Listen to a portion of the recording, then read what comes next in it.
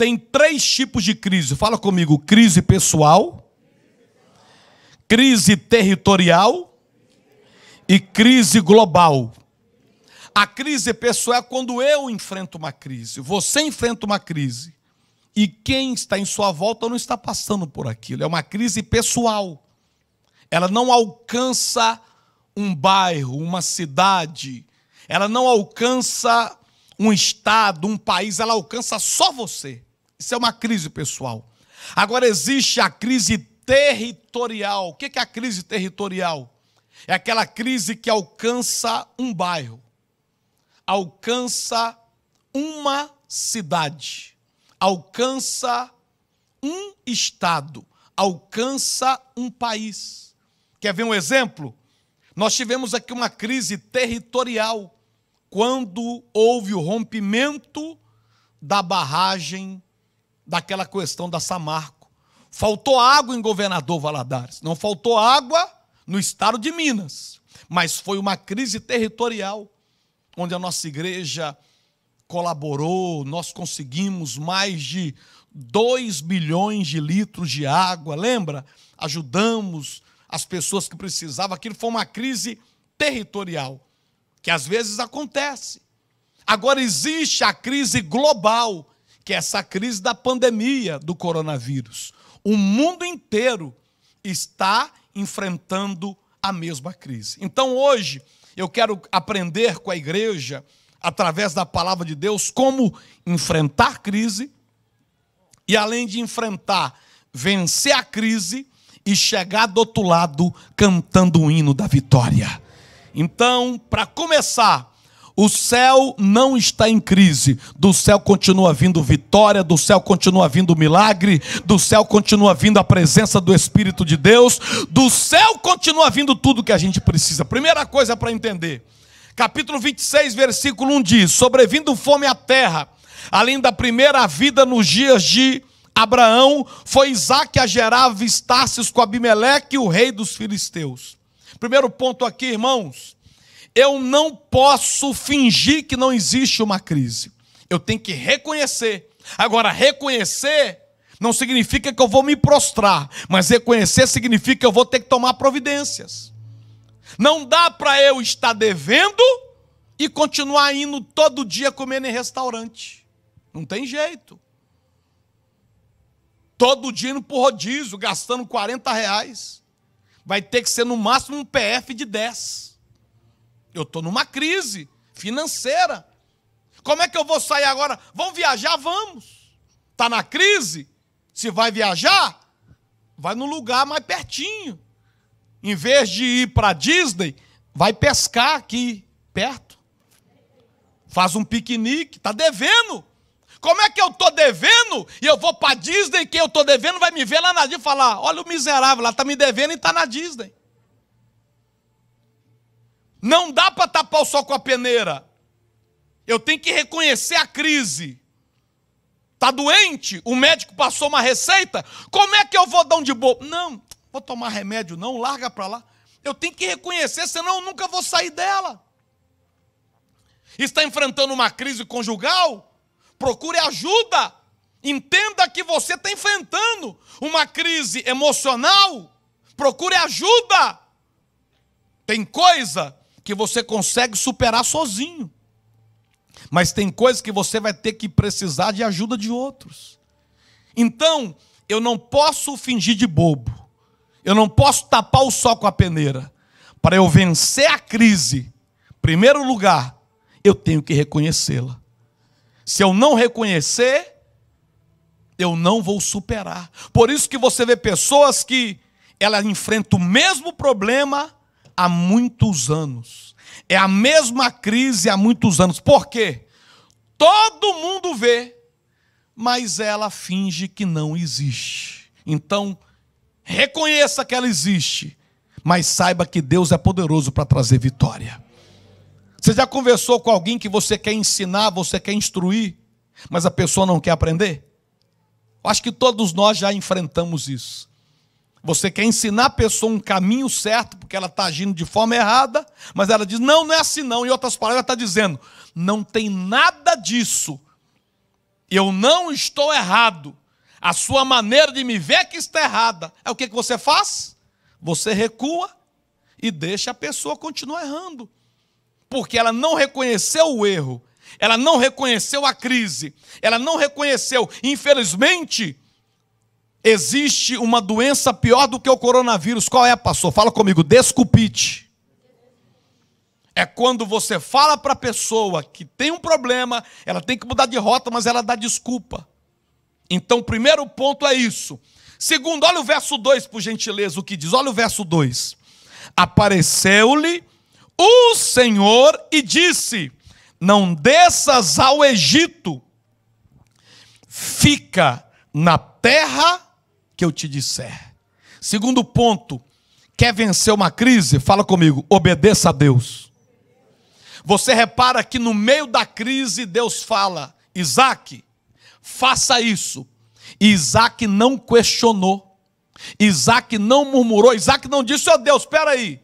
Como é que eu vou fazer isso? Eu estou aqui com fome, eu estou aqui nessa crise. O Senhor poderia ter me livrado dela e não me permitido entrar nela, mas não. Isaac obedeceu. O abecedário do mundo é ABCD, mas o abecedário de Deus é obedecer. Obedeça a Deus, mesmo no momento da crise. Terceira coisa, olha o verso 3, por favor. Habita nela e serei contigo, e te abençoarei, porque a ti e a tua descendência darei todas essas terras, e confirmarei o juramento que fiz a Abraão, teu pai. Repara que Isaac, ele pôde remeter à sua memória aquilo que Deus já tinha feito ao teu pai Abraão. Então, na hora da crise, quer vencê-la? Veja exemplos de quem já passou por aquilo que você está passando e deu a volta por cima. Tenha exemplos, tenha mentores, tenha pessoas que você possa se espelhar. Irmão, as crises que eu enfrento, quando eu olho o meu pastor, ele já passou por todas elas. Ele tem 64 anos. Um homem maduro, um homem experiente. Eu já vi o pastor Jerônimo na cova dos leões. Eu já vi ele na fornalha de fogo. Eu já vi ele com um mar que não tinha como abrir. Eu já vi ele passar tudo enquanto é crise financeira. Tudo enquanto é crise, perseguição, calúnia, pesada. Eita homem que eu vi sofrendo é o pastor Jerônimo.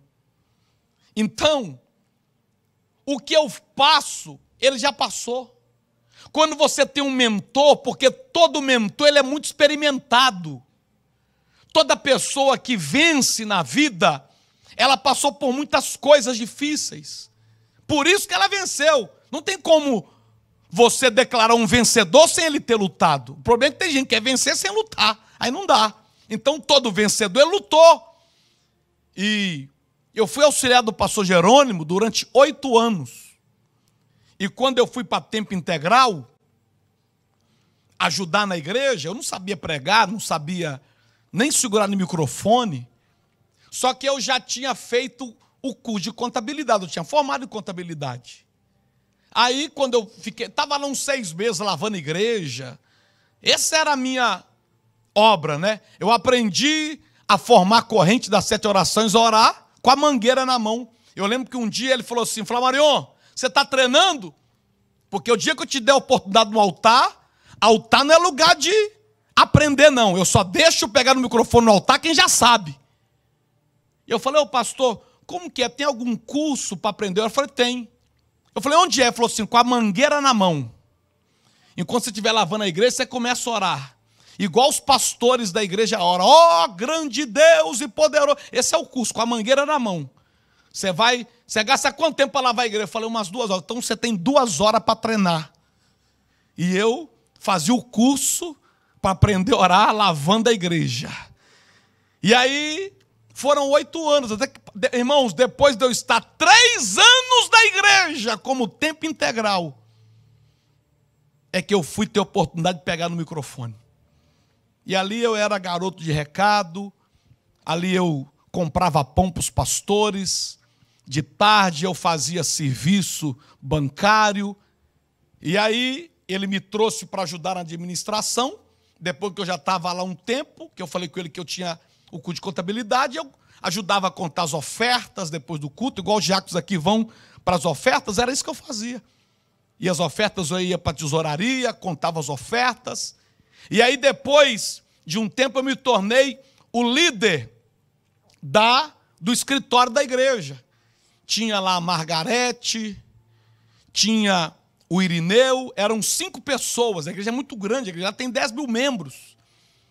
E aí eu me tornei o líder do escritório da igreja. Eu tinha a senha do banco da igreja, eu que movimentava, livro caixa, eu que fazia os cheques, ele assinava, mas o tesoureiro assinava, mas eu cuidei de tudo, da contabilidade toda da igreja. Irmãos, eu vi o pastor Jerônimo, quando ele começou a construir para ampliar a igreja, eu tomei um susto. E quando ele foi alugar o estacionamento, 60 mil por mês de estacionamento, para parar carro, falei, pastor, o que é isso? Não tem dinheiro para isso, não. Pode fazer que Deus vai prover. Eu falei, Deus vai prover? Deus vai prover, pode assinar o contrato, manda trazer aqui, está resolvido, é assim. Eu lembro, irmãos, quando ele foi colocar ar-condicionado, a igreja é muito grande. Ele foi pôr ar-condicionado, estava no vermelho o caixa da igreja, com cheque para entrar e não tinha dinheiro para cobrir. E ele falou, vamos pôr ar-condicionado. Aí ele mandou fazer orçamento, eu apresentei para ele os 3 orçamentos, e ele falou assim, pode comprar, mas vai comprar como? Ele falou, parcela assim, assim, assim. Não, pastor, mas vai cair cheque agora. Irmãos, eu já vi aquele homem no aperto e Deus provê. Por que você acha que eu sou meio doido assim? É porque eu tenho exemplo de quem já passou no funil e saiu do outro lado cantando o hino da vitória. Então eu estou te dando o meu exemplo para você entender que existem pessoas que enfrentam crise que você está passando hoje, e o Deus que deu vitória para elas lá atrás vai dar vitória para você hoje também, né? Não se sinta a última Coca-Cola do deserto. Ah, Deus, olha o que eu estou passando. Ninguém mais no mundo passa por isso. Que ninguém, irmãos. Todo mundo passa. Então veja os exemplos. Vamos lá, verso 4, por favor. Olha o que diz: multiplicarei a tua descendência como as estrelas dos céus, e lhe darei todas essas terras. Na tua descendência serão abençoadas todas as nações da terra. Espera aí, irmãos, preste atenção. Era uma crise de fome. Mas no meio da crise, Deus estava fazendo promessa para Isaac. Levanta a mão, eu quero profetizar na sua vida. No meio da sua crise, Deus continua fazendo promessa para você. Quem recebe, aplauda ao Senhor. Na crise Ele faz promessa. Na crise Deus não deixa de ser Deus. Estamos vivendo uma crise global, mas o céu não está fechado, o céu não está de quarentena, do céu continua descendo milagre para nós. Na crise Deus vai fazer promessa, na crise Deus vai agir em teu favor, na crise Deus vai manifestar o poder dele. Agora olha o verso 12, por favor. Na crise, o que Isaac faz na crise? Pega a semente para mim. Olha aqui, Gênesis 26, 12. Semeou Isaac naquela terra, e no mesmo ano colheu 100 por 1, porque o Senhor o abençoava. Põe aqui na minha mão, por favor. Aí tá bom. Irmãos, Isaac, olha que coisa. Ele no meio da crise, ele disse, mas peraí, semear na crise? Como? Eu tenho que semear quando está sobrando. Isso é a visão do mundo. Mas a visão de Deus é diferente. Isaac, ele tinha uma semente na mão. Ele tinha 2 coisas a fazer. Fala comigo, comer a semente ou plantar a semente. Se ele come a semente, porque ele estava com fome, ele resolve um problema momentâneo e continua com uma crise eterna. Porque depois de 2 dias a semente, a fome já tinha sido saciada e ele ia ter fome de novo, não teria mais o que comer. Mas se ele planta a semente, ele ia passar um aperto momentâneo para depois ter um alívio eterno. Porque ele iria colher do que ele iria plantar. Então, na crise, não coma semente, planta. O que é comer a semente, pastor? Nós temos atitudes para resolver um problema momentâneo e criar uma crise para toda a eternidade. Como assim? Vou dar alguns exemplos. Às vezes, na crise, no casamento, o marido junta as malas e fala assim: vou embora de casa. Aí ele vai embora de casa, vai para a casa da mãe dele. Aí fica lá uns 2, 3 dias, depois que passa, ele tem saudade da esposa. Só que já meteu o pau na esposa para a família toda, já colocou no Facebook, já falou: minha mulher não presta e não vale nada, e pá daqui, pá dali. Só que depois vem a saudade. E aí ele releva e fala assim: não é bem assim. Só que às vezes ele falou tão mal da mulher dele que ele fica com vergonha de apresentá-la novamente para a família. E da mesma forma, na hora da crise, a mulher fala: vamos embora, ela está comendo assim, vou comer assim, vou resolver esse problema. Aí vai embora para a casa de papai e mete o pau no marido. Não presta. Só falta chamar ele de serial killer. Aquilo é um bandido, papai. Ô, mamãe. Aí a mamãe fala: volta para casa, filhinha. Aí ela vai. Aí fica 1 dia, 2 dias, 3 dias. No 5º dia dá saudade do maridão. Aí ela começa a refletir e fala: não é bem assim, né? Eu cutuquei a onça com a vara curta. Realmente eu fiz ele fazer tudo aquilo comigo. Eu contribuí para ele ficar daquela maneira comigo.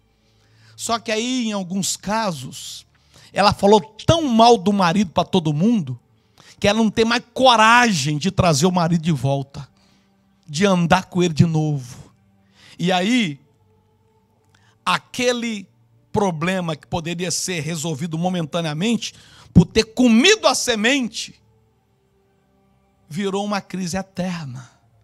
Porque divórcio te acompanha para toda a eternidade. Não tem como alguém falar: não sou mais divorciado. Não tem como dizer: não, agora eu vou ter filho de outro casamento. Acabou, irmão. É o resto da vida. Então comer agora é melhor, em muitos casos, plantar semente. Está difícil? Aguenta mais um pouquinho. Aguenta mais. Pede ajuda. Planta semente. Porque vai chegar uma hora que você vai colher. Às vezes a pessoa, ela pega o dízimo e faz o quê? Em vez de plantar, come o dízimo. Não, com o dízimo aqui eu vou pagar a conta de água, vou ter que pagar. E alguns falam: Deus, ó, só me perdoa, porque não tem jeito, eu vou usar o dízimo para pagar aquela prestação. E o que ele está fazendo?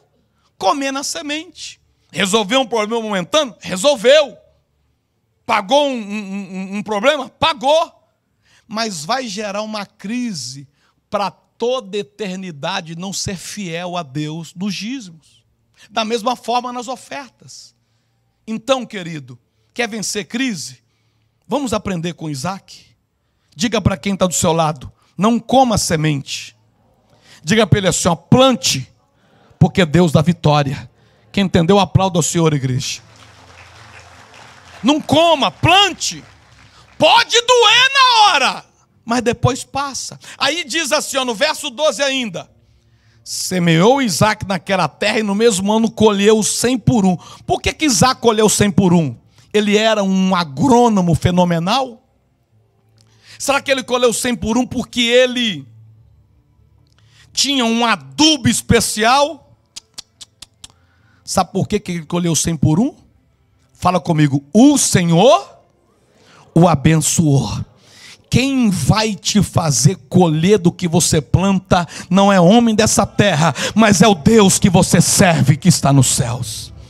Versículo 13 diz assim, ó: enriqueceu-se o homem, prosperou e ficou riquíssimo.